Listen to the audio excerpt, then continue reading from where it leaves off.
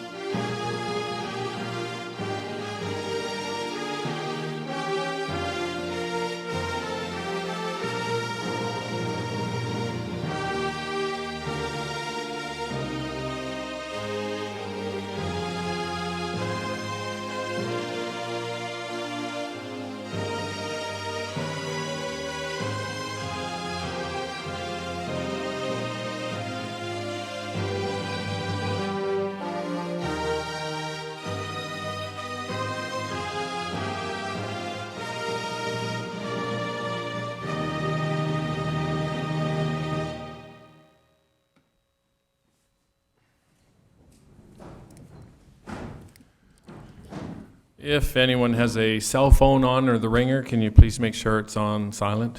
Thank you. And I'll look for a disclosure of any interest or general nature thereof. Okay, seeing none. We're going to move right into, we have two public hearings, and we'll have the first one. The purpose of the meeting, a public meeting, in accordance with the Planning Act, a public meeting is held for applicants to present their proposal to the public and for council to receive comments from the public. Staff and council will not make a recommendation or a decision on the proposal at the public meeting. A planning report will be brought forward by staff and considered by council at a later date. As a member of the public, you are welcome to request to be notified of any future public or council meetings respecting this application. Please provide your contact information on the sign-in sheet. It's right at the back. And please be advised that the sign-in information will form part of the public record for this application. So we look forward to our first public meeting. Michael Grabowski, please. And Sarah, you're speaking to this? Yes, I am. Thank you. So the property is located at 21834 Highway 3 and is currently being used for both residential and agricultural purposes. The property was the subject of a severance application, which was conditionally approved by the Committee of Adjustment on May 15th. And one of the conditions of that approval was that Part 2, the agricultural lands, be rezoned to prohibit dwellings to ensure the ongoing use for that part of the property for agricultural purposes only. So the Part 2 of the subject property has a split zoning. It's split between A2 and A1. And so this application just proposes to add that site-specific exemption on both parts to prohibit dwellings. In terms of comments that we've received from agencies as well as the public, notice was given on June 11th to property owners within 120 meters, as well as external agencies and township departments. To date, the only written comments we have received are from the Ministry of Transportation, and they noted no concern with the proposed zoning amendment, but did note that the owners should be aware that the MTO will not grant any access to Highway 3 for Part 2. And Part 2 is to be merged with a parcel to the west, so their access will be off of Side Road 20.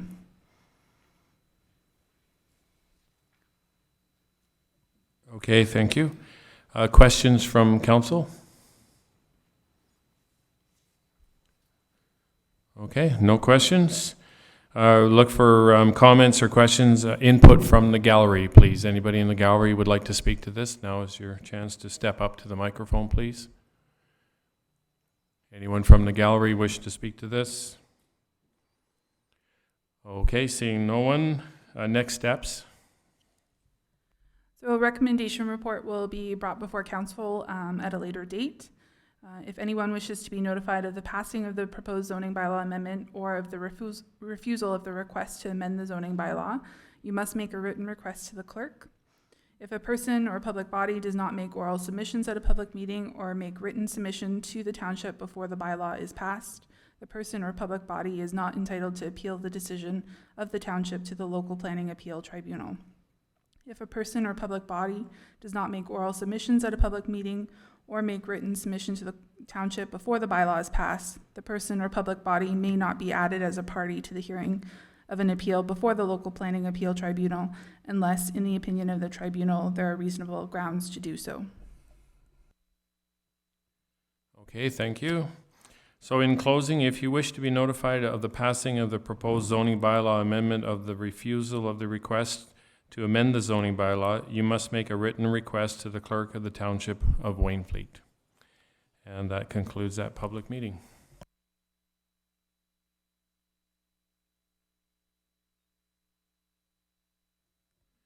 Okay, we're moving on to a second public meeting. Joanne Martin and Brian Hinks are the applicants. The purpose of the meeting, in accordance with the Planning Act, the public meeting is held for applicants to present their proposal to the public and for council to receive comments from the public. Staff and council will not make a recommendation or decision on a proposal at a public meeting. A planning report will be brought forward by staff and considered by council at a later date. As a member of the public, you are welcome to request to be notified of any future public or council meetings respecting this application.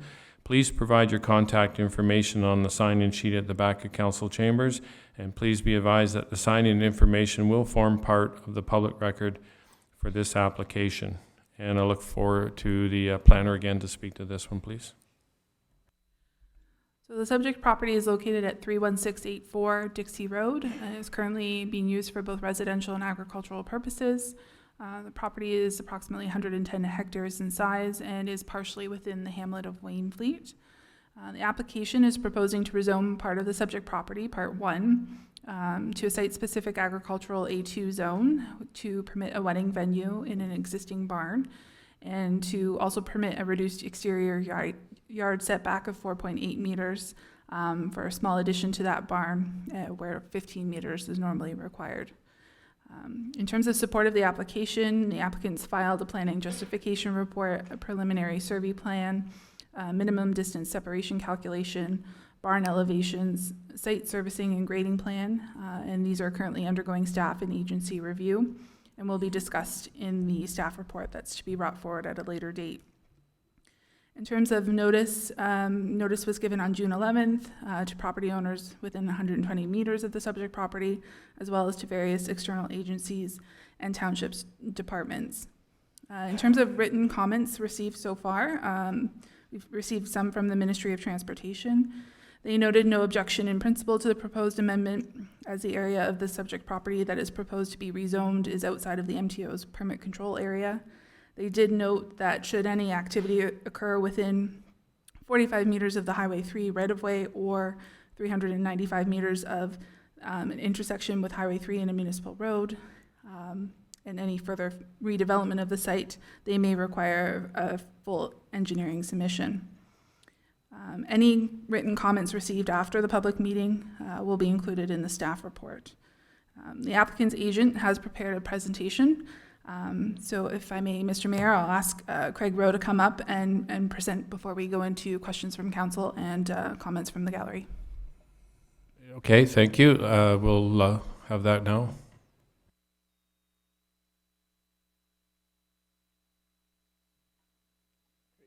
Good evening, Mr. Mayor, member of council. My name is Craig Rowe. I'm a senior planner with Upper Canada Consultants. We're a land use planning and engineering firm based out of St. Catharines. And this is actually our first time presenting before the Town of Wainfleet Council, so it's a pleasure to be here tonight. Staff has given a pretty good overview of what the application is all about. So what I just wanted to do is to help inform your decision when the time comes, just to give you a little bit more detail and a walkthrough of what's being proposed out here. So I just got a couple of slides here, walk you through what sort of developments being proposed, as well as some of the approvals that we're seeking. It's just there, but.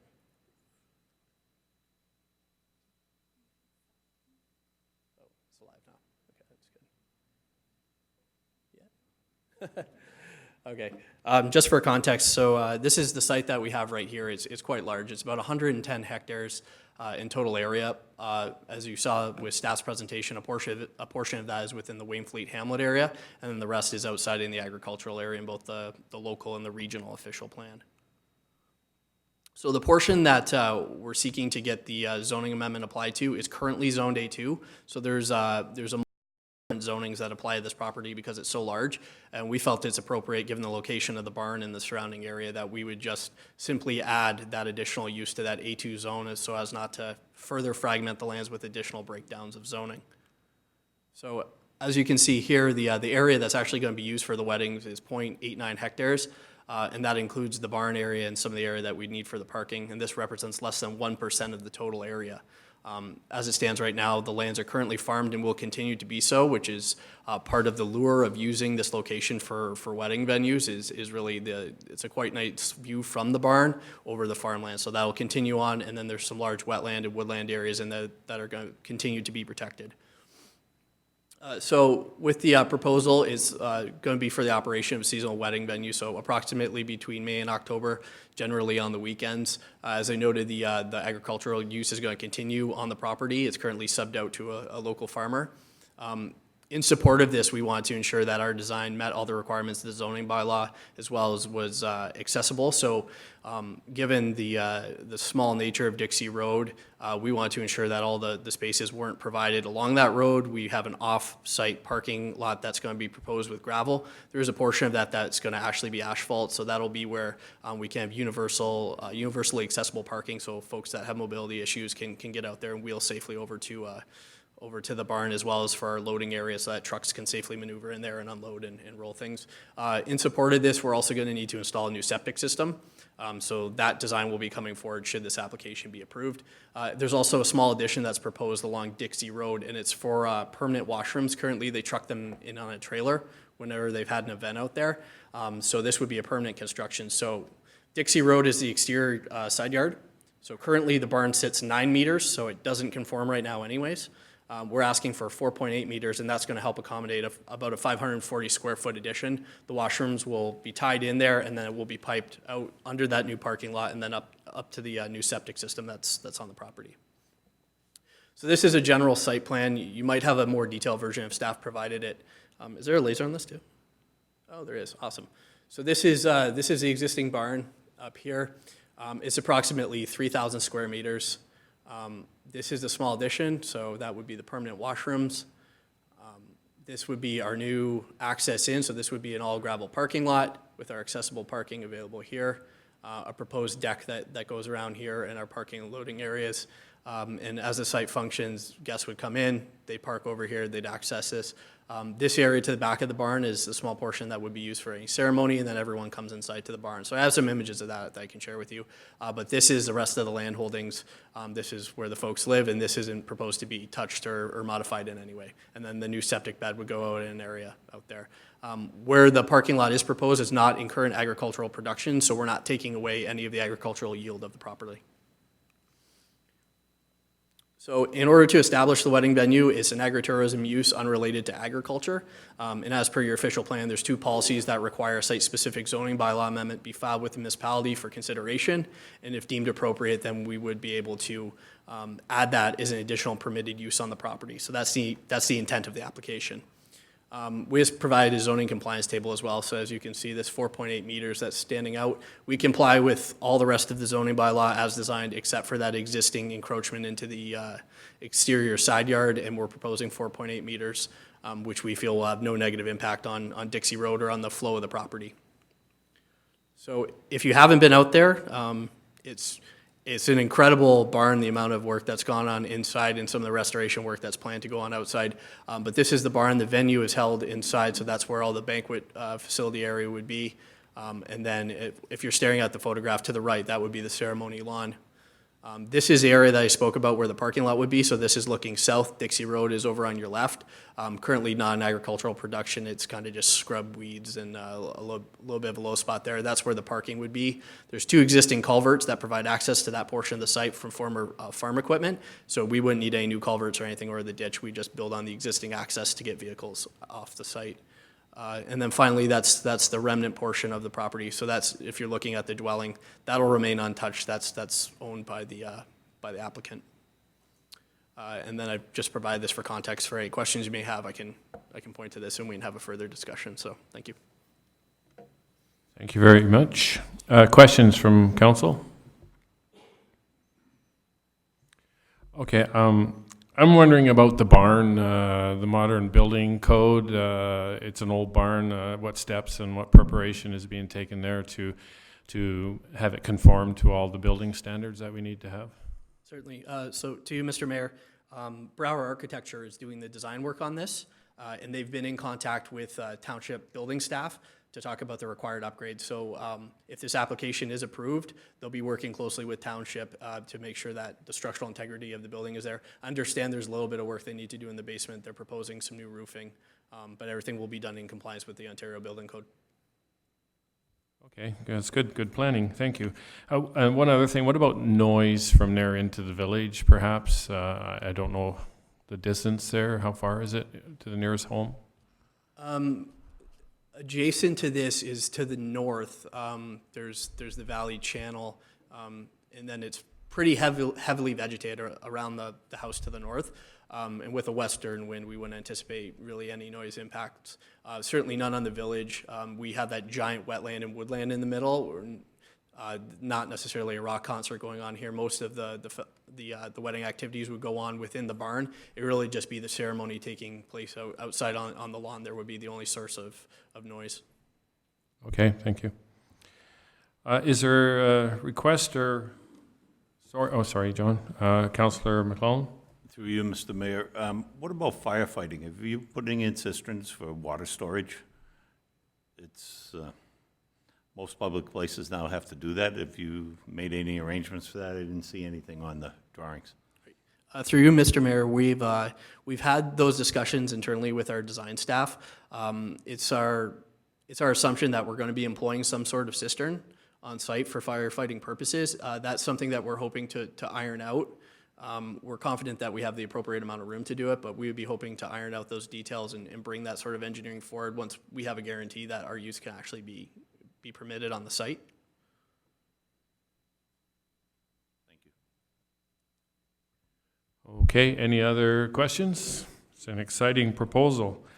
Comments, questions from the gallery, please. Would anybody like to speak to this? Thank you.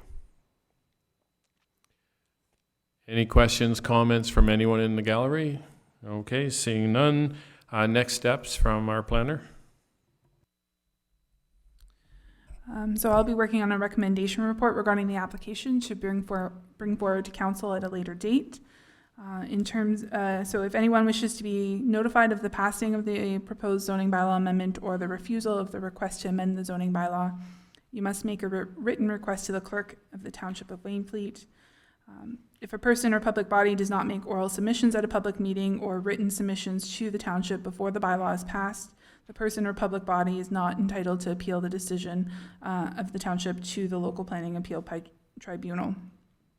If a person or public body does not make oral submissions or written submissions to the township before the bylaw is passed, the person or public body may not be added as a party to the hearing of an appeal before the local planning appeal tribunal unless, in the opinion of the tribunal, there are reasonable grounds to do so. Okay, thank you, planner. So just if you want to be notified, make sure you put your name at the back there on the sheet. Okay, that concludes that public hearing.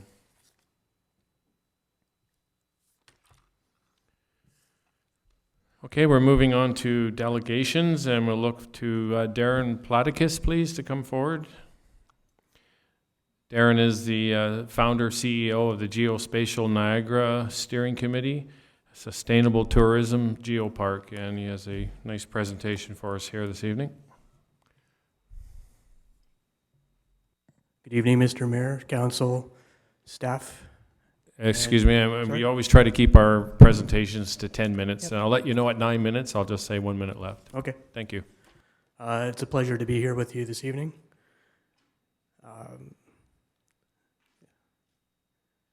So as mentioned, my name is Darren Platicus. I'm the founder and CEO of Geospatial Niagara, an educational nonprofit based out of St. Catharines. Joining me also is Mr. Phil Davis, who is our Indigenous Culture Liaison for the Oneagra Aspiring Global Geopark Steering Committee. It's a pleasure to be here with you today. I'm going to get used to this clicker. We are to provide the Coles Notes version about what UNESCO Global Geoparks are, and more specifically, about the Oneagra Aspiring Global Geopark project. By the end of the presentation, we are seeking the endorsement of the Oneagra Aspiring Global Geopark as we gather support across Niagara to move through the application process. Would you like to say a few words, Phil, before we start? So I'm going to begin by the definition of a global geopark. UNESCO Global Geopark is a unified geographical area with geology of international significance, and geoparks are not solely about the geology, but rather how that geology has impacted the culture and the industry of the areas in which they are located. They are a bottom-up approach of combining conservation with sustainable development while involving local communities, and it's becoming increasingly popular globally. This is perhaps my favorite definition. It was by Patrick McKeever, who came to visit us in the Victoria Day weekend. A geopark are those special places around the world that not only tell part of the history of the planet, but also celebrate how our geological heritage is linked to all other types of heritage. This forms the basis of community empowerment and the promotion of the area's sustainable economic development.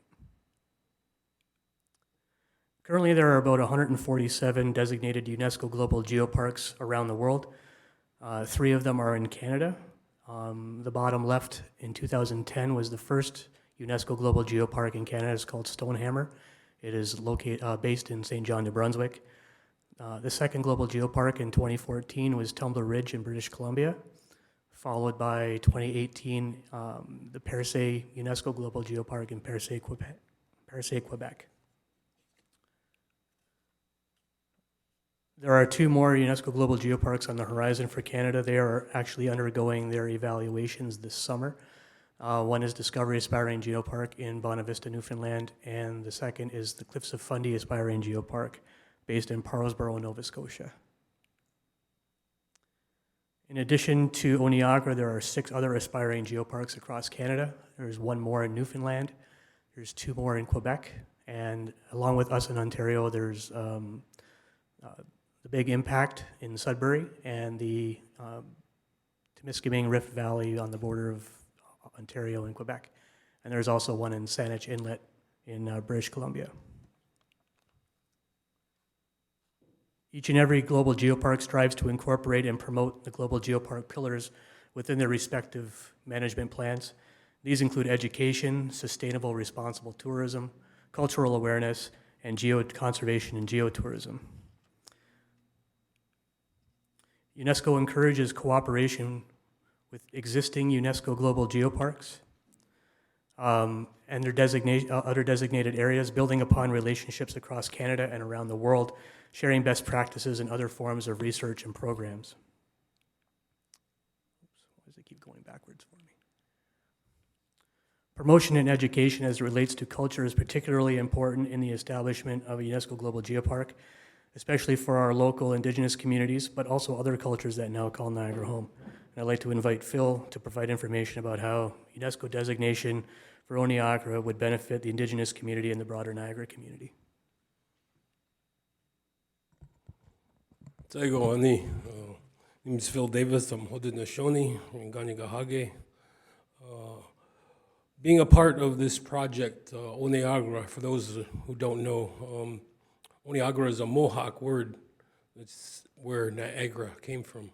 It means the neck between the 2 bodies of water, and it speaks to how long our peoples have been here in a part of Oneagra.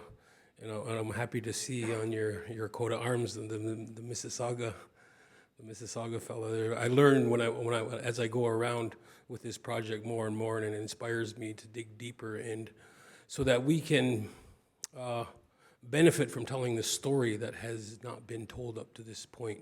And from my perspective, and what I would like to see is everybody who lives in Oniagara to benefit from being a part of this project. And I'll just cut it short at that, and we'll go on. Thank you.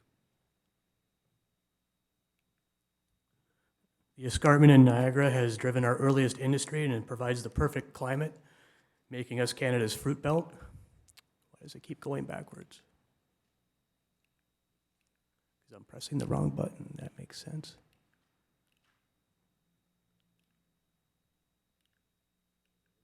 Hope this doesn't cut into my 10 minutes. The escarpment in Niagara has driven our earliest industry and provides the perfect climate, making us Canada's fruit belt. Our wines are world-renowned, and our craft beers and spirits are increasing in popularity. The Welland Canal exists because of the escarpment, and there are remnants of the historical Welland Canals in the feeder canal system in Waynflete. Stone for the construction of the historic canal locks and also for the construction of our most prominent buildings came from the escarpment.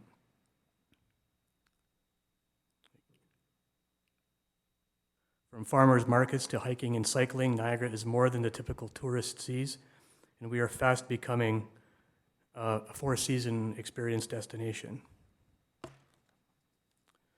Niagara is also on the forefront of research in agriculture, sustainability, and a host of other disciplines that are prominent in other UNESCO global geoparks, and designation would provide yet another incentive for our post-secondary institutions to attract master's and postdoctoral candidates. So why Niagara and Waynflete? Well, you have the Marshville Heritage Festival that I go to absolutely every year to enjoy the pulled pork for most part. But you also have the Waynflete Fall Fair. You have beaches. You have the bog, which is historically valuable as well, because as I understood, it used to be a POW camp in World War II. You also have the quarries, wetlands, and extensive trails. You also have my favorite Marshville chocolates, and you also have tourist destinations like skydiving. And we want to know what other local gems you have in Waynflete that we can possibly add to our list. So there's the application process. This has actually been adjusted. We are hoping to submit an application to the Canadian Committee for UNESCO Global Geoparks by the end of the year and into March of 2020. The Canadian Committee reviews the application. They visit Oniagara and evaluate. We do some updates and follow the recommendations, and then we are in operation for essentially a year. And then we negotiate the final submission to UNESCO, at which time they send two evaluators to Niagara as well. And we're hoping to be designated at least by 2023, 2024. Some of the promotional and awareness opportunities that we have coming up in 2020 is the 10th International Cool Climate Wine Symposium, the 2021 Canada Summer Games. Also in 2024, we have the total solar eclipse that is going right across the Niagara region. And the most recently announced is the 2026 World Cup that's being played in Canada, with some of the games being played in Toronto. So you can be rest assured that some of the people that are visiting Toronto to see those games will be traveling down to Niagara. So in conclusion, the Oniagara Aspiring Global Geopark is an opportunity for all of Niagara to work together to promote what makes our communities and region unique among the other UNESCO Global Geoparks around the world, and is to educate ourselves and the world about the region humanity has called home for 12,000 years, and we are truly unique from the ground up. And these are some of our community supporters, and the slide has gotten messed up somehow. So I'll prepare to take some questions if you have any. Okay, thank you very much. And do we have questions from any of the councillors? None? Councillor Gilmore? Thank you, Mayor, and thanks for the presentation. So just so I'm clear, you're really proposing that all of the Niagara Peninsula region become the park. It's not specifically, like all the lands that you refer to in Waynflete are actually owned by the MPCA, not and out of our control. So I just want to I just want to be sure that I understand, from our perspective, you're just looking for an endorsement more on a region-wide basis, that we would, on behalf of all the municipalities in the region, that we would endorse, we being everybody would endorse this application. Is that fair to say? Through you, Mr. Mayor, that's essentially correct. The boundaries of the Global Geopark are the political boundaries of the Niagara region, and it includes all 12 municipalities. And within each Global Geopark, there are a series of geosites. So one of the geosites in Waynflete could be the Waynflete Bog, or other sort of historical sites as well, including like Marchville Heritage Village, the feeder canals, as it's tied to the Welland Canals and the broader sort of network of that geosite of the Welland Canals. Okay, thank you. Any other questions?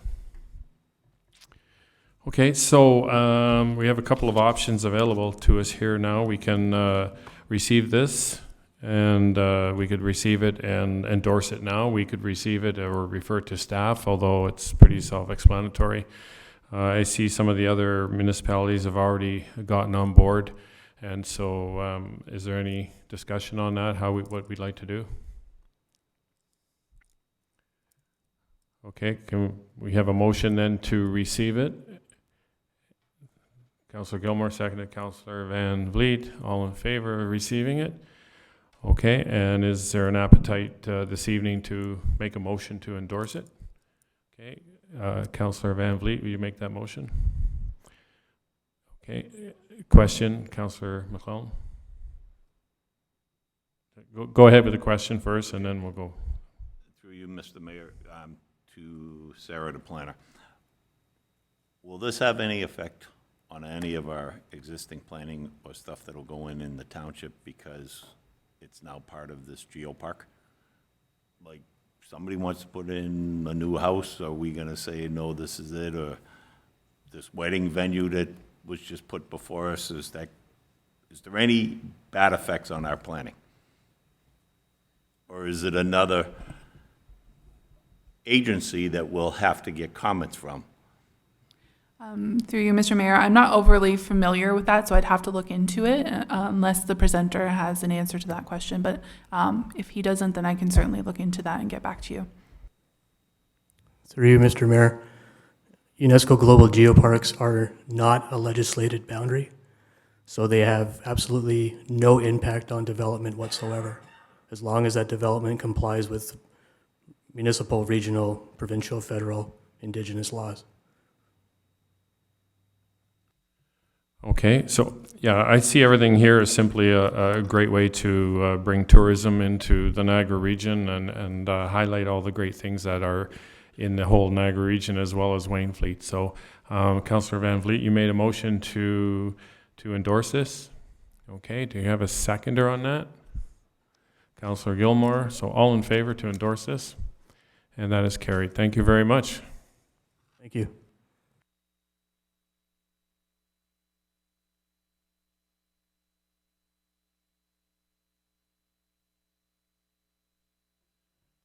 Okay, our next delegation, Maggie Suthons. I hope I'm saying that right. Southerns, Waynflete resident regarding requesting speed bumps on Neff Street to reduce speeding. You have to push the button and... Good evening, everyone. I reside at 11348 Neff Street in Morgan's Point, along with my husband and 3 young children. I lived on this quiet one-lane road for the past 3 years. Last year, we had severe flooding where the town came in and put storm drains in. Since then, I've noticed, with the road being wider, that vehicles seem to fly by my house at an alarming speed, sometimes even kicking up gravel. It is not just one vehicle, it's multiple vehicles, people that live on my street, as well as Americans visiting.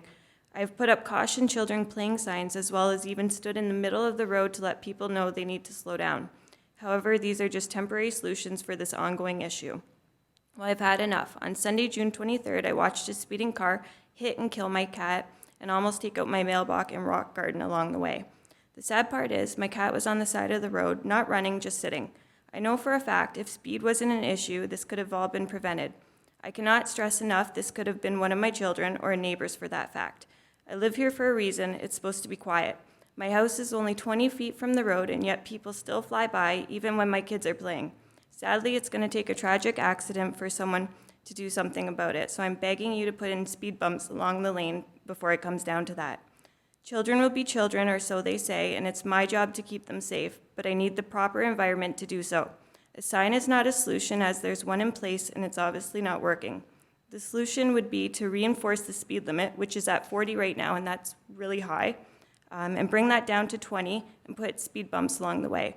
It's a shame that we moved to this quiet location only to feel unsafe in my yard or walking down the street. I will continue to address this issue until I get the proper support that is needed. I know one issue is the snowplows that go down, but however, they go down way too fast as well, to the point where it's alarming. Not only would the speed bump slow down these cars, but it will also slow down the larger vehicles.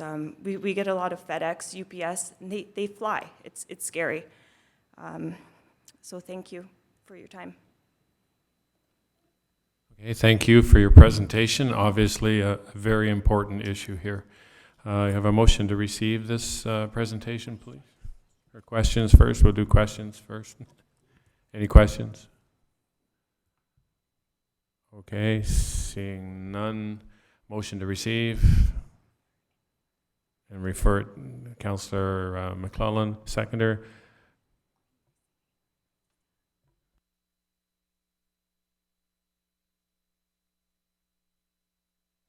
Okay, so that we're going to do a motion to receive and refer that to our staff to look at that and assess what we need to do there to make it safer for you. So, Councillor McClellan, seconder. Councillor Van Vliet, all in favor, and that is carried. Thank you very much.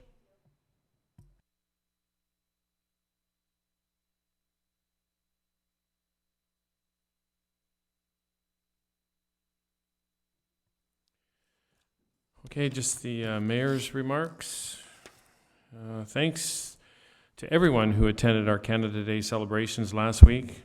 The day wouldn't have been possible without the hard work and generosity of several groups and individuals from Waynflete. I'm going to name them. There's a few.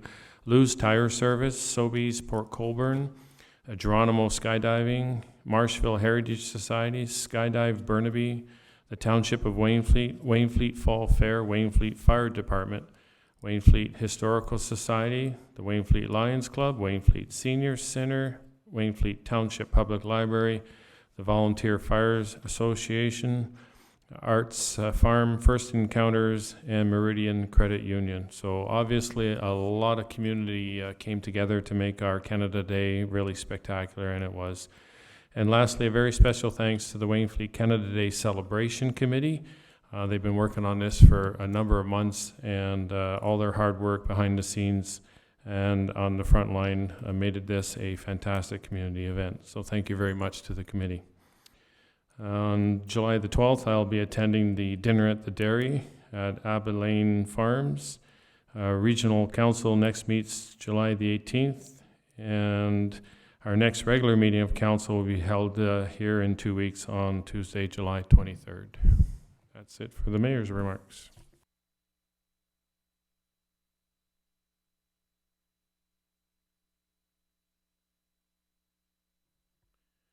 Okay, adoption of the minutes. We have 3 of them here. Are there any objections to the minutes being adopted as is from any of the councillors? Okay, no objections. So seeing none, the minutes are adopted as circulated.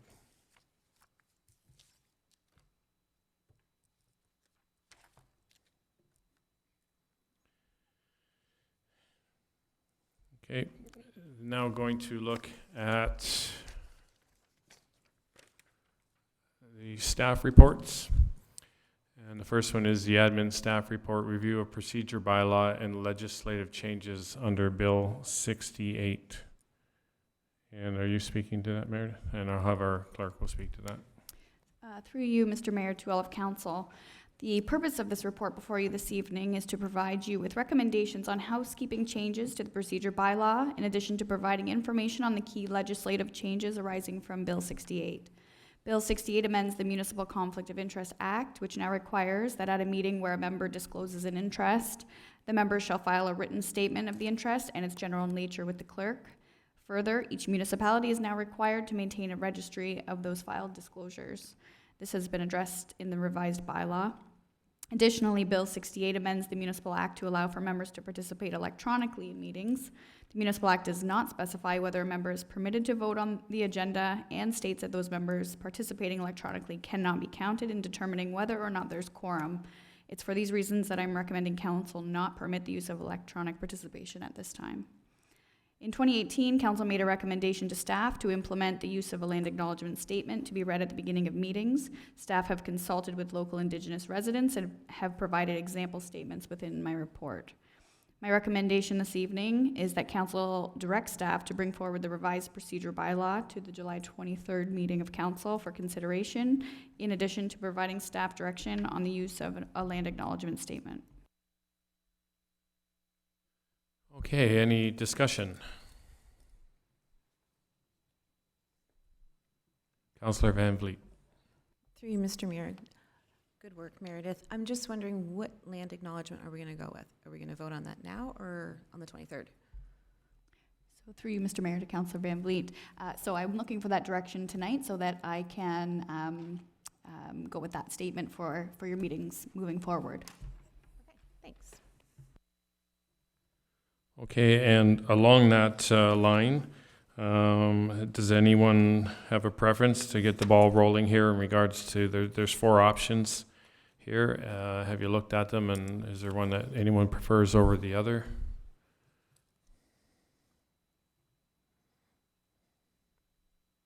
Any discussion?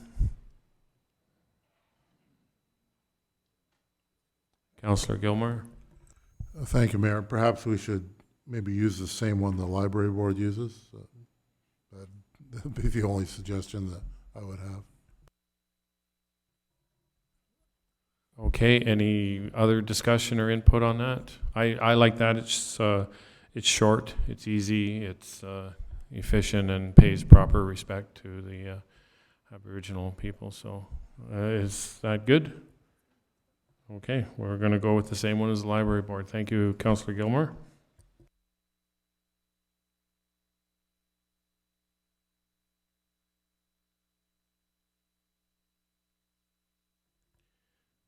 Okay, so the recommendation here is that report ASR 21-2019 be received. That council directs staff to bring forward the revised procedure bylaw attached to this report as Appendix A to the July 23rd, 2019 regular council meeting for consideration, and that council provide direction to staff on the use of the land acknowledgement statement. Have a seconder for that, please? Councillor Van Vliet, all in favor? And that's carried.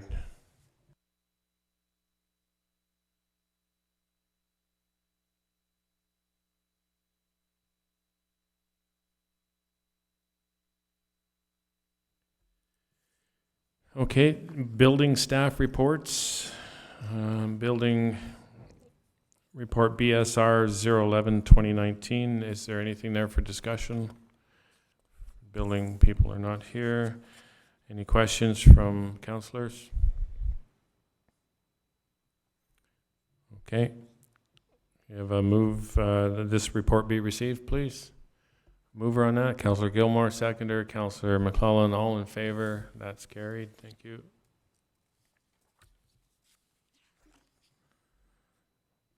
The next is the bylaw enforcement staff report, BSR 14-2019. I'll look to the bylaw officer if he has any comments. Through you, Mr. Mayor, thank you. This report is brought forward as a request from the April 9th council meeting. This report will address the current enforcement policy, how complaints are received, and the recommended changes.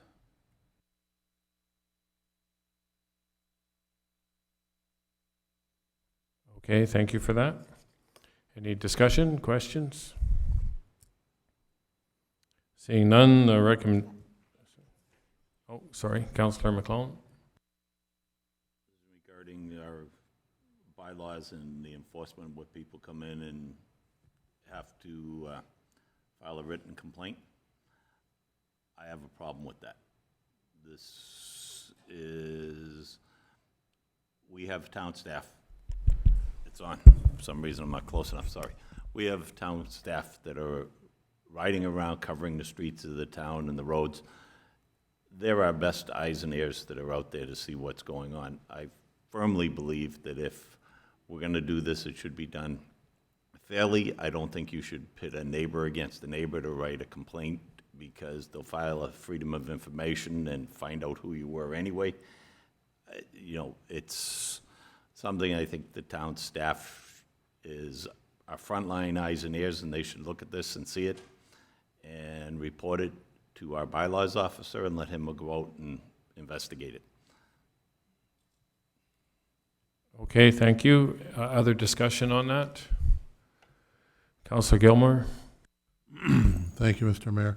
So I understand that this is you sent out a sort of a modified proposal from the current status where we have to receive a complaint to this sort of proactive drive around, look for stuff. Is that, and what you're asking for in the middle here, the modified reactive complaint driven policy is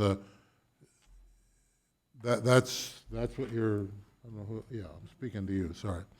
So I generally favor that as a step versus, to use common street language, go out on a witch hunt. So I believe that this will be a good first step, providing that every time that you go out, you exercise balance and due consideration. And one question that I have: when you attend a situation where it could be confrontational, do you always take somebody with you? Through you, Mr. Mayor, no. There's usually nobody around. I'm usually by myself. I do have training to de-escalate situations. Luckily, in the township, I haven't had to use that training as of yet. There has been some situations that have gotten out of a little control, but nothing too major. It's been not a concern as of yet. Yeah. Well, I guess if we're going to escalate, to use that term, to a little more proactive approach to doing things and not go, all the way to the other end of the spectrum, it seems to me that in certain situations, for everybody's protection and the best interest of avoiding he said, she said issues, that in some situations that you probably need to take somebody with you. So I mean, you can just take that under advisement. I support the move to the middle ground here. So those are my comments, Mr. Mayor. Thank you. Councillor Waynflete? Through you, Mr. Mayor. I'm just wondering, for our bylaw officer, the other municipalities, are they proactive or are they complaint-driven? Through you, Mr. Mayor. To my knowledge, the city of Thorold is the only municipality that is proactive. In Ontario? Oh, okay. Oh. All right, because I would agree with Councillor Gilmore, again, that's crazy. To number two, to moderate, I'm thinking more along safety, because if you're just out there looking for, it's going to be, I can already hear the rumblings of, Big Brother's watching. So that's what I would go with, number two. Okay. Councillor McClellan, do you have any questions? Okay. Councillor Gilmore? Thank you, Mayor. The only other thing that maybe we should consider is just postponing the decision on this until the 23rd meeting.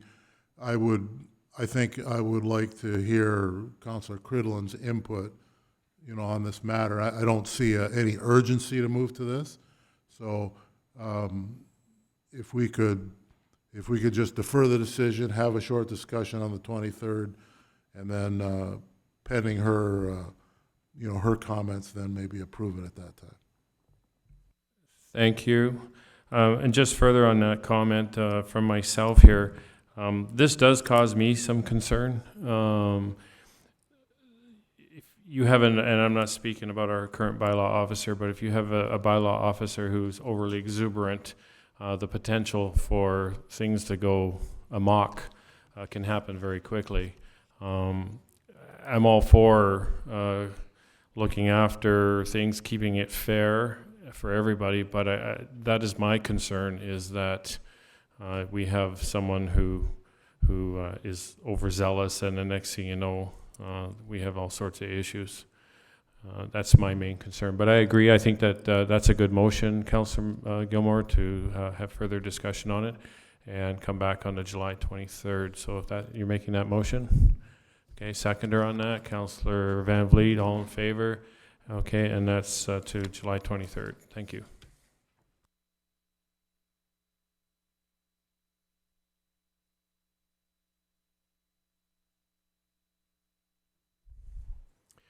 Okay, the next bylaw enforcement staff report is the Clean Yards bylaw update. And I'll look to our bylaw officer to speak to that again, please. Thank you, Mr. Mayor, through you. Since amending the township's bylaw to include AMPs, it was found the original Clean Yards bylaw was in need of updating. A draft Clean Yards bylaw is attached in Appendix A in this report. This bylaw has been updated to be more comprehensive than the current Clean Yards bylaw by detailing the definitions, sections, exemptions, standards for maintenance of yards, enforcement, including the integration of AMPs in short form wording, and the general administrative sections. Thank you. Discussion? Councillor Van Vliet. Through you, Mr. Mayor, to Mark, you have in here inoperative bicycles. Would that be like lawn ornaments too? You know how people put flowers in them? Would that be exempt? Through you, Mr. Mayor, yes. Lawn decorations are exempt. Again, this is at the discretion of the officer that's attending to do the investigation. If it's a bike that's just thrown apart on the ground, or if it's nicely decorated, you can tell the difference of what it is. Okay, one more question, if I could. Inoperative vehicles, which includes machinery, trailers, boats, recreational vehicles. So is that, say there's a trailer sitting on somebody's property, so is that now, they can't do that anymore? Through you, Mr. Mayor. Currently, to Councillor Van Vliet, currently our Clean Yards and Property Standards bylaw, that is not permitted at all. You're not allowed to keep anything unplated on the property. It has to have a current plate with valid sticker. This revised Clean Yards bylaw does allow residents to keep 2 unplated inoperative vehicles on their property, following certain restrictions that are listed in the bylaw. Okay, thanks. Any other discussion? Councillor McClellan? I was just saying trailer plates don't go out of date, so apparently we can park 40 cube vans on your lawn and it's okay? I don't know what to say. The bylaw officer needs to speak to that. What do you do? Through you, Mr. Mayor, to Councillor McClellan. Again, if a vehicle's plated, trailers obviously don't need validation stickers, but vehicles do. If it's a cube van, it will need a validation sticker.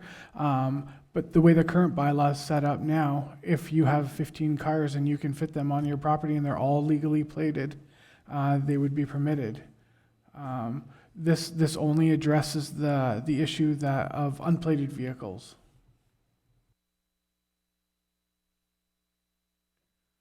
Okay, any other questions? Okay, I have concerns myself here on 1.21 under 4 domestic waste definition, broken or torn twigs. This is Waynflete. Everybody has twigs on their yard. So I don't know if this is a template from another municipality. Is it? Through you, Mr. Mayor. No, this is, for that section is, we just don't want piles of debris being dumped. If you're going to have piles, you're either going to burn it or you need to dispose of it. It can't just stay as piles on the property. We understand that trees break, that's fine. We just don't want big piles, because then you get infestation of rodents on the property. Okay, thank you. To my mind, that needs to be more clearly written, because as it sits right now, a bylaw officer could, if we approve the ability to initiate, could walk onto someone's property and there's a couple of twigs there, and legally it's there supporting them to do something with it. Common sense prevails, obviously, but so I don't think that that's good wording in there. And there's a few other parts in here that I read through today, and I was not too happy with the wording on it, or I didn't think it will suffice us as we move forward legally. So I would like to refer this back to staff to be tuned up a little bit and changed and refined a little bit. So specific on, well, there's many parts there, but the finiteness of twigs, branches, a lot of it under the domestic waste, to me is not common sense. So that needs to be looked at, and I'll leave it at that. Is that sufficient? Councillor Van Vliet? My other point was standing water and ponds. So most farmers have a pond, but they don't have the irrigation going through it. Is that going to be a problem going forward? Through you, Mr. Mayor, to Councillor Van Vliet, no, that's not a problem. The standing water that we're talking about is if you have a pool and you're not keeping it clean, you're not putting chemicals in. If you dig a hole in your property for some type of construction and that fills up with water, that's what we're talking about. If it's a natural course, like most ponds are built with the house that was approved under their lot grading, those are going to be fine. Ditches are exempt, drains are exempt. It's just to address the man-made, essentially, like your swimming pools, digging a hole and making, you have equipment in the back that if you have a truck cap, that fills up with water. That's what we're looking at for standing water. Natural stuff stays as natural. Okay, I look to the CAO for comment is here. Further to that, Mr. Mayor, just in regard to agricultural operations, there is another exemption provided for in this bylaw and the Farming and Food Production Protection Act, which exempts agricultural operations from having nuisance-style bylaws passed by municipalities apply to them. So if you're an agricultural operation and you're conducting a normal farm practice, and for farmers to have ponds on their lands is a normal recognized practice, none of the regulations in this bylaw will apply to that farming operation. Okay, thank you. Any other discussion on this? So can I have a motion to refer this back to staff for the to review and make changes? The Councillor McClellan's making that motion. Okay, seconder, Councillor Gilmore, and all in favor. And we'll bring that back to a future meeting.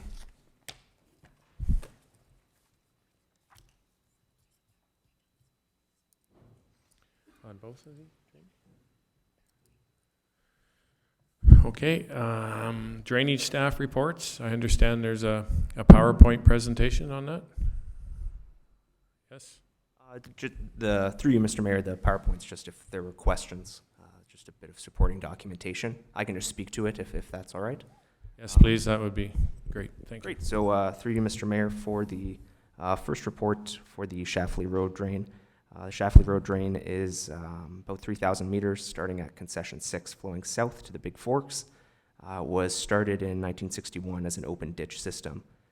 In 1989, received a new engineering report, which deepened that ditch and installed some closed tile as well, and the installation of a pumping station. The drainage area affects roughly 30 properties. 20 of those are working farms with ag tax status, drains 2 township roads and the railway. The pump was maintained in 2008 and 2013, and a bit of mowing, 500 meters of mowing, and 1 culvert was replaced in 2014. Prior to this request coming in, the main property owner had spoken with me on the phone, and on June 10th filed the request for drain improvement. These forms are provided through the Ministry of Agriculture, and it's kind of the recommended ways for landowners to reach out to meet their needs. So attached on Appendix A for that report, the notice of request for the Schlafly Road. The landowner noted that the depth and capacity of branch A and B, which are the tile portions, are not meeting their current needs. Additionally, the adjacent Culvert Drain is not meeting their drainage needs. So most farms, or many farms, have tile on them in Waynflete. This is one of our few tile municipal drains, and as such, they can't just go in and make the improvements to the tile drain. They would need to update the engineer report. So they're following the procedure that is recommended to come forward and ask for that, just as they did in 1989 to get that initial installation of tile. Okay, thank you. Any questions? Okay, seeing none, recommendation is that we receive this report, 007-2019, and that council support the request for drain improvement and direct staff to pursue quotes from drainage engineers for the preparation of a Section 78 engineers report under the Drainage Act for the Schlafly Road drain. Have a mover for that, please? Councillor Van Vliet, second. Councillor McClellan, all in favor, and that is carried. And we get to do it again. Our drainage superintendent, to the next one, please. Great, thank you. Through you, Mr. Mayor. So the Culvert Drain is in close proximity. It's just west of the Schlafly Road drain. Starts at Concession 6, flows south, and then crosses over to Regional Road 4 before outletting at the Big Forks Drain. It was initially created in 1894, updated again in 1926, and then in 1963. It's about 2,100 meters long, and the township last maintained it in 2007/2008. The main maintenance only took place on the township areas and not on the regional road, so that hasn't been maintained in a while. It affects 29 properties, 22 of those have ag tax status. So then following my meeting with the previous landowner, he came in to file a separate petition for request for improvement, which can be seen as Appendix A. And he mentioned that the depth and capacity of the culvert drain are not meeting their needs, and the outlet is not deep enough. So he filed the correct notice of request, and here we are. Okay, thank you. Questions? Okay, seeing none, recommendation that DSR 008-2019 be received, and that council support the request for drain improvement and direct staff to pursue quotes from drainage engineers for the preparation of a Section 78 engineers report under the Drainage Act for the Culvert Drain. I'm a mover for that. Councillor Van Vliet, second. Councillor McClellan, all in favor, and that is carried. Thank you.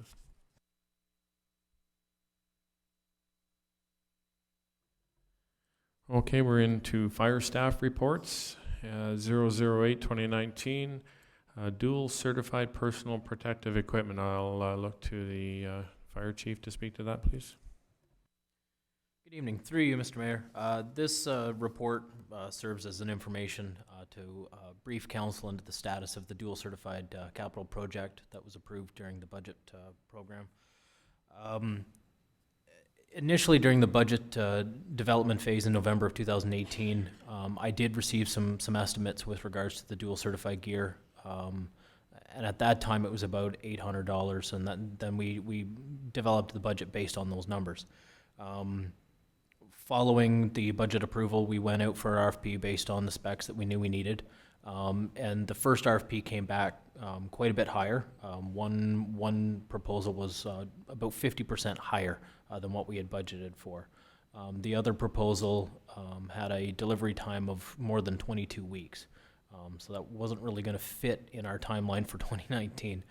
So staff decided that we were going to scrap that initial proposal, rework the scope, further also reach out to some of our suppliers and find out just what was the cause for such an increase. And it turns out that there is one manufacturer of fire retardant materials in North America, and they had a 30% increase January 1st, 2019. So that has affected all protective equipment. So the second proposal, we did have two more that come back. This time we were able to negotiate the price down with the successful proposer, and that's what you see here. Given that the price increase is greater than 10%, that is why we're bringing this report. That said, the total purchase price is less than $50,000, so the CAO and department head can still proceed. This is an information report. Thank you, Chief. Any discussion, questions?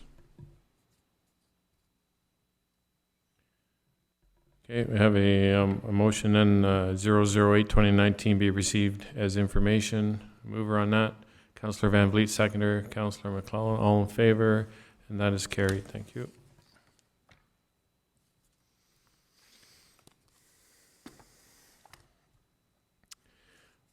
Okay, another fire report, fire and emergency services, use of naloxone and Narcan. I'll ask the chief to speak to that as well, please.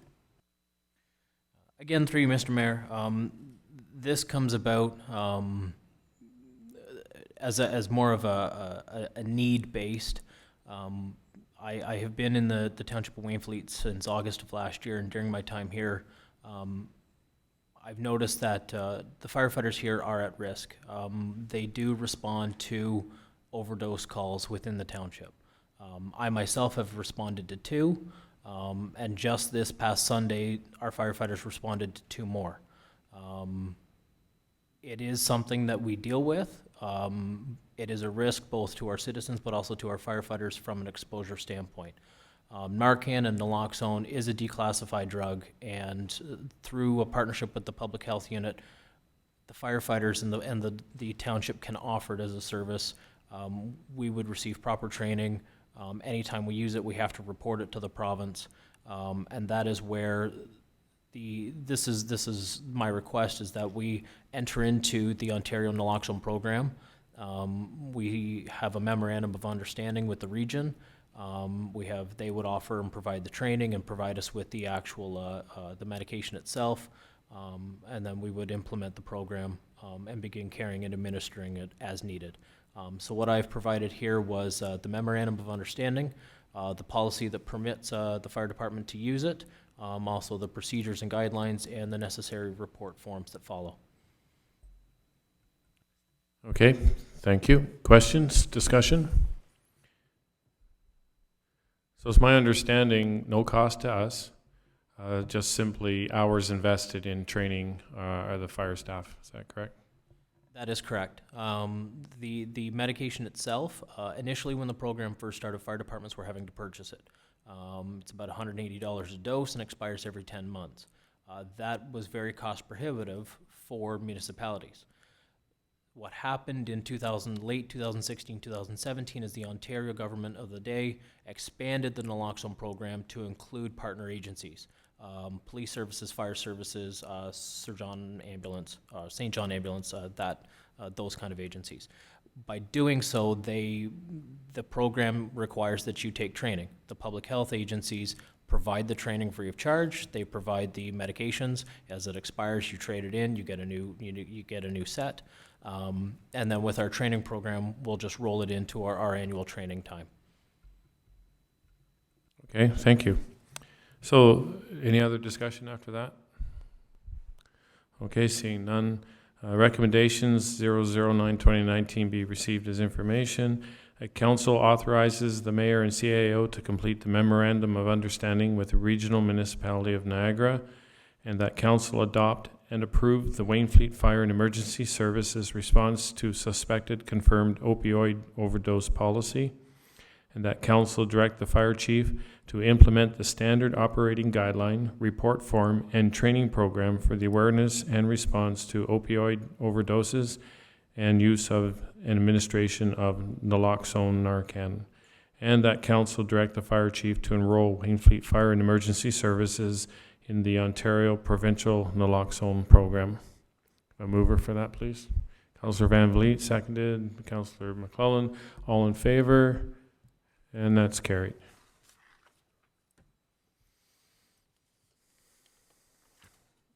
And one last fire issue here. Ask the chief to speak to that one as well. Yeah, so this is a quick memo to council. With the departure of Adam Cross He was appointed as one of our alternate emergency management coordinators. And as part of his business continuity plan, the intent here is to repeal that bylaw that appointed him and appoint Deputy Chief Schutten as the other alternate, remaining that I would remain as the primary. Operations Manager Richard Nam would remain as the other alternate, and then Deputy Chief Schutten would become the new alternate. Thank you. Questions? Concerns? Nothing? Okay, I received this for information. Mover on that, please. Councillor McClellan seconded. Councillor Gilmore, all in favor of this? And that's carried.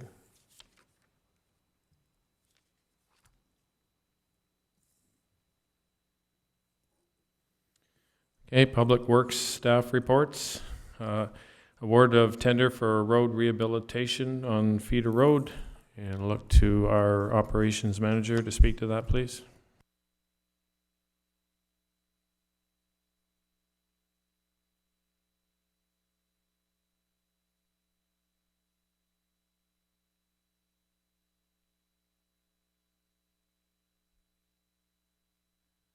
So I understand there is a conflict here? I have a conflict. I didn't realize it, but. Okay, then we'll excuse you from this, please. Oh, he's, yeah. Rankin. Okay, thank you. Go ahead, Richard. Through your worship to members of council. Before you is part of a tender process on the results from a tender that we've placed out. The original budget line item, I like that horn. The original budget line item was estimated in the fall of last year when we reviewed the project itself. Due to all the heavy rains we've had this year and the condition of the road and some of the conditions of our bases, staff decided that it was best if we just use the existing base that's there and then place a coating over top of the existing surface to realign the center line of the road and to make it a proper surface so we can get water drainage off of the road itself. Because right now it's so much standing water in it, it's actually causing some safety conditions. It's in the bicycle lane itself that's causing this issue. So staff changed the scope of the work from actually pulverizing the road and to placing stone on it. We had limited quantities estimated at the time for base repairs, but by opening up the road in those sections, we felt that it would be astronomical costing if we started getting into base repairs. So staff reviewed with consultants from various industry partners, and they all recommend the same thing, was to cover the road with a new surface treatment with asphalt rather than surface treatment itself. So it's more of a sealed unit. They recommended also to use a higher stabilizing asphalt quantity, which is the HLS, the HL3HS, which is the higher stability content. That way it'll be able to shed the water off and we won't have as many problems down the road. There is some cost savings attached to it because we're not getting into some of the additional work. But keep in mind, some of those cost savings, the estimated quantities that we put out for the tender are based on a layered surface. Because the unevenness of Feeder Road, we potentially could get some cost overruns from the asphalt, obviously, to fill in some of those lower spots. So I just wanted to make council aware that there is going to be some savings attached to what our budget line item was, but there could be some additional cost overruns slightly with the tender bid price. The recommendation is to go with the lowest tender bidder, obviously, and that the remaining portion of the money that we budgeted, staff are recommending to put into the infrastructure fund for future projects. Thank you. Questions? Questions? Okay, the recommendation from staff is that 008-2019 be received and that council authorize the manager of operations to award the road rehabilitation for Feeder Road tender to Norjohn Contracting and Paving, and the remainder of the approved budget allowance to be placed in the capital roads reserved for future capital projects. We have a mover for that. Council, I guess, both, all in favor? We're all here. Thank you.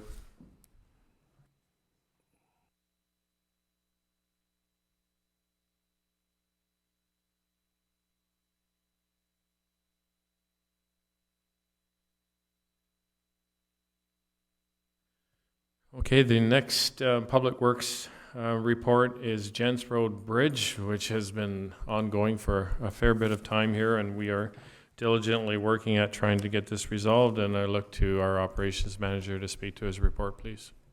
Thank you, Your Worship, to yourself and members of council. Originally, there was a report brought on June 11th. At the time, staff were looking for some guidance into moving forward with the project and to update council on the bridge appraisal that we had done and the inspection we had done due to some safety concerns that staff noticed.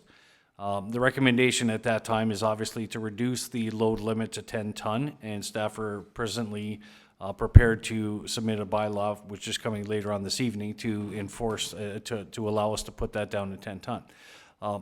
There was questions raised at the June 11th meeting as well with some of the additional costing for some optional type of construction. We have received some costing, as well as staff did spend some time trying to not strong arm, but to try and convince some of our local agencies to allow for alternates as well. Staff did receive tentative approvals from the NPCA to consider twin culverts, which is something that they really wouldn't consider when we started reviewing Gents Road Bridge a couple of years ago. So it became an option, so staff looked into some pricing for that as well. And some of those pricings are listed. Now, when you look at the overall pricing, so staff's job, and financially, is to look at the overall cost and return on investment. So staff in this report is recommending that that we save the money and go with a concrete structure because the lifespan of the bridge is 70 to 75 years. So over that lifespan, the costing is spread out a lot more. With a twin culvert, for instance, the lifespan for twin culverts, we generally use 20 to 25 years for culverts, so you'd be looking at replacing it in like 3 times in the same time period. Keep in mind, those are generalities. A culvert, multi-plate culverts could last 30, 40 years, but we generally use the thumb of 25 years, and then you better start preparing to replace it again in 25 years. So short-term culverts may be the answer because it's the cheapest alternative right now. The cheapest would be to close the road and make some turnarounds, etc. As far as fixing the bridge to leave the road open, the cheapest alternative at this point would be the culverts. Long-term investment is obviously the concrete bridge. So staff prepared the report, and we're looking for basically some finalized so we can look at some direction for future. This has been an ongoing issue for so many years. I think this report pretty much is self-explanatory. We're looking for some direction at the point where we need to start planning. If council chooses to start putting money away, then we'll continue doing what we're doing. We'll monitor the bridge. We'll keep an eye on it. If we have to close it due to its structure failures, we'll do that. And we'll keep putting away for the bridge. If it's culverts, then we can start preparing to looking at funding models and potentially budget for the next 2 years, for instance. If council chooses, for instance, to close the road, then we will start a process where we consult, obviously, with the public to let them know, to get the landowners involved, and to go from there. Thank you. So, discussion on this. There should be quite a bit of discussion, whether we're going culvert, closing the road, going concrete. So, any discussion or questions? Mr. CAO would like to speak. Just one comment through you, Mr. Mayor. In your agenda package tonight, again, Mr. Nan noted that on June 11th, Council considered the previous staff report. And when they were doing that consideration, the motion that was passed did include a provision that a public meeting be scheduled in the fall to discuss future plans of a Gents Road Bridge, and that staff bring back a report outlining pricing for the potential replacement or disposal. So before you tonight is that report with the pricing information on the different options, which include complete removal, the culverts, the sort of alternate construction, and then a regular bridge redo, correct? So at this stage, I know staff are, I guess, leaning towards making a decision or pushing towards the sort of best replacement option if you want to keep that bridge. But please do keep in mind that you do have that direction from the previous council meeting where we are supposed to have a public meeting held to get some public input and engagement. So really, perhaps a final decision does not need to be made today. We can have that public meeting, at which point in time we can include the appropriate information for the public to consider, and then council will then be able to make a more informed decision prior to the actual budget deliberations, which any of the options you choose will need to go to budget deliberations in 2020 for final approval anyway. Thank you. Any other comments on that? Councillor Gilmore? Thank you, Mayor. Well, as the CEO just said, that's exactly what we need to do, is have the public meeting, lay out all the potential costings for the variety and variety of the bridges, and then decide whether, you know, what dollar value is too much versus closing the road. So my opinion is, until we do that, we're just spinning our wheels here.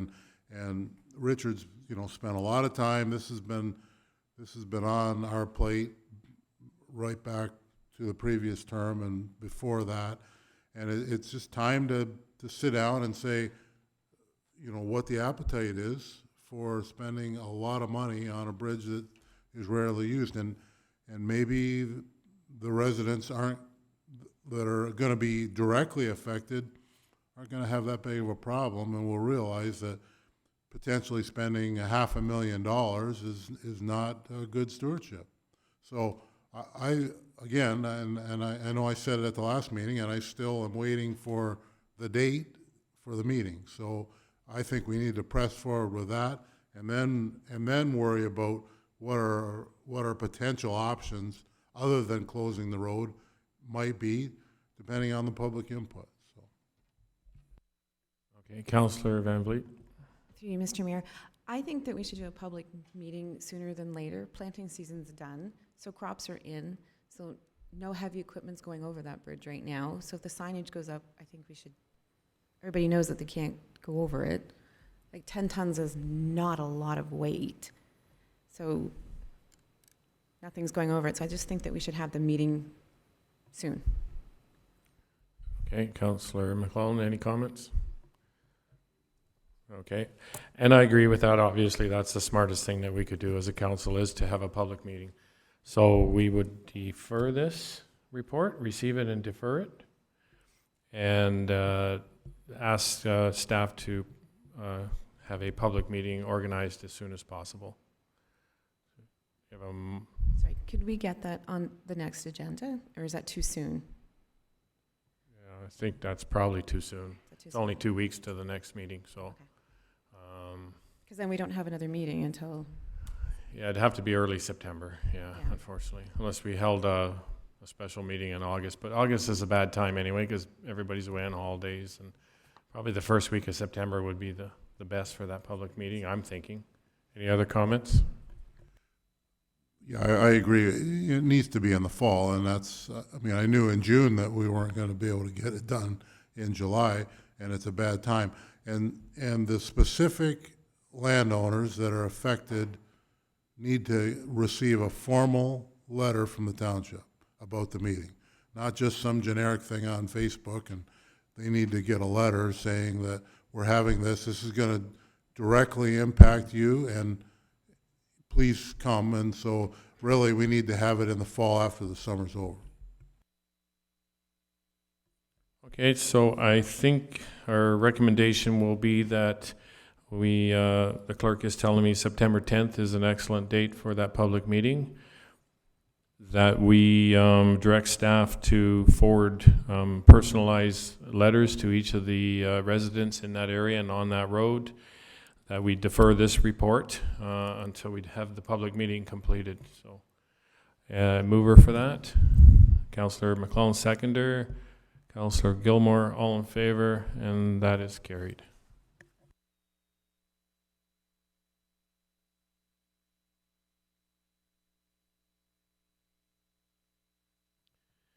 Okay, correspondence. We look at 047-2019. Received from the town of Fort Erie a request to create a policy regarding the recruitment and recommendation of individuals for appointment to the Niagara Peninsula Conservation Authority Board of Directors to address the unique needs of the Township of Wainfleet. We've already selected our person, so that letter came to us. It's a little bit late for us, so I think we probably just want to receive that letter. And so all in favor, receive it. Thank you. And the next item, 54-2019, I received from the Office of the Regional Clerk regarding notice of passing of bylaw to amend bylaw being a 112-2013 being a bylaw to protect children and vulnerable persons from exposure to outdoor secondhand smoke. Triple majority is required on that. The motion on that is the Niagara Region is requesting Council to consider the following resolution at their earliest convenience, consenting to the bylaw amendment. That the Council for the Township of Wainfleet consents to the passage of bylaw number 2019-52 of the Regional Municipality of Niagara, being a bylaw to amend bylaw number 112-2013, a regional bylaw to protect children and vulnerable persons from exposure to outdoor secondhand smoke. I have a mover for that, please. Councillor McClellan, seconder, Councillor Van Vliet, all in favor of that, and that is carried. Is there any other correspondence that anyone would like to speak to? Okay, seeing none.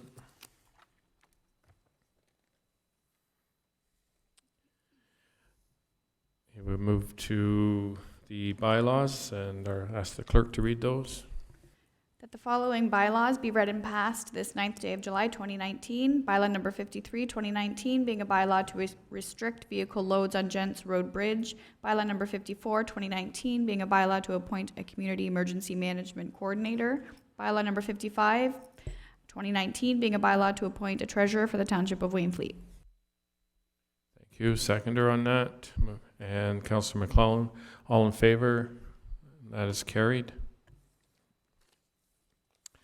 And at this time, I would like to give congratulations and welcome to our new treasurer, acting treasurer at this time, manager of corporate services, Mallory Louie. Welcome.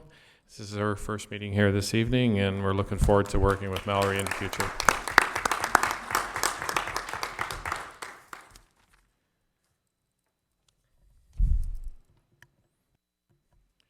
Okay, notices of motion. Are there any notices? Okay, seeing none. Other business? Okay, seeing none. I'll ask the clerk to read for a closed meeting. The council now move into closed session to discuss item under section 239 2C and F of the Municipal Act 2001, a proposed or pending acquisition or disposition of land by the municipality or local board, advice that is subject to solicitor-client privilege, including communications necessary for that purpose. One item, potential acquisition and disposition of land matter. Item under section 239 2E of the Municipal Act 2001, litigation or potential litigation, including matters before administrative tribunals affecting the municipality or local board. One item, LPAT appeal. Item under section 239 2F of the Municipal Act 2001, advice that is subject to solicitor-client privilege, including communications necessary for that purpose. One item, matter pertaining to road allowances.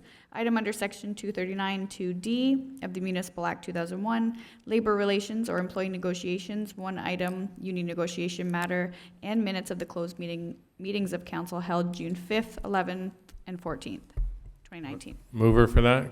Councillor McClellan, seconder. Councillor Gilmore, all in favor, and we are moving into closed session. Thank you very much.